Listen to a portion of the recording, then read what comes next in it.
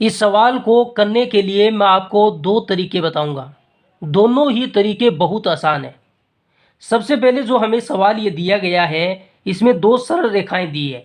एक सरल रेखा A B है और दूसरी सी डी है, और दोनों सरल रेखाएं आपस में बिंदु ओ पर काटती हैं। कोण जो ओ का है ए ओ सी वो 50 डिग्री हमें दिया हुआ है, और बी ओ सी ये कोण हमें ज्ञात करना है। तो इसके मैं आपको दो तरीके बताऊंगा। अगर अभी तक आपने हमारे चैनल को सब्सक्राइब नहीं किया है तो आप हमारे चैनल को सब्सक्राइब कर लीजिए। इसी तरीके के आपको बहुत सारे सवाल मिलेंगे।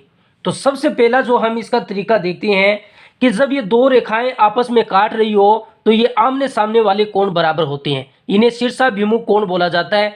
ये 50 डिग्री है तो इसके सामने वाला कोण भी 50 डिग्री होता है। ये शीर्षाभिमुख कोण है।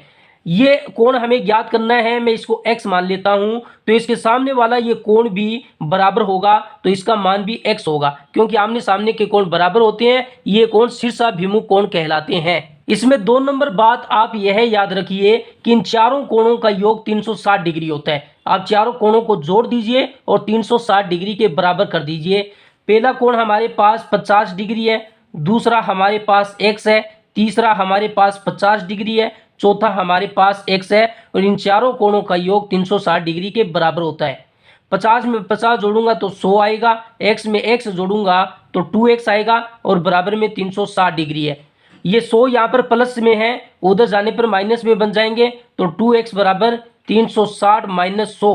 तो यहाँ से 2x का मान आएगा, 360 में से 100 घटा दूं तो 260 आएगा, और ये 2 इधर गुणा में है तो इधर भाग में चला जाएगा, तो यहाँ से x का मान 130 डिग्री आ जाता है।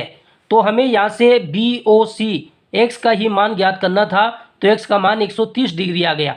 अब आप इसे दूसरे तरीके से देखिए कैसे निकाल सकते हैं। ये जो ए बी रेखा है, इस ए बी रेखा पर यहाँ से लेकर यहाँ तक जो ये पूरा कोण है वो 180 डिग्री होता है। देखो इतना हमें 50 दिया है और इतना हमने x मान लिया। 50 में जब x जोड़ूंगा तो ये पूरा कोण बन जाएगा। 50 में x जोड़ूंगा तो ये 180 डिग्री के बराबर हो जाएगा। 50 डिग्री में जब x जोड़ूंगा तो ये पूरा कोण 180 डिग्री के बराबर हो जाएगा। ये 50 प्लस के है, उधर जाने पर माइनस के बन जाएंगे, तो x बराबर 180 माइनस 50, तो 180 से 50 घटाएंगे तो 130 डिग्री आएगा। यहाँ से भी 130 डिग्री आता है और यहाँ से भी 130 डिग्री आता है, तो इसका आंसर 130 डिग्री होगा।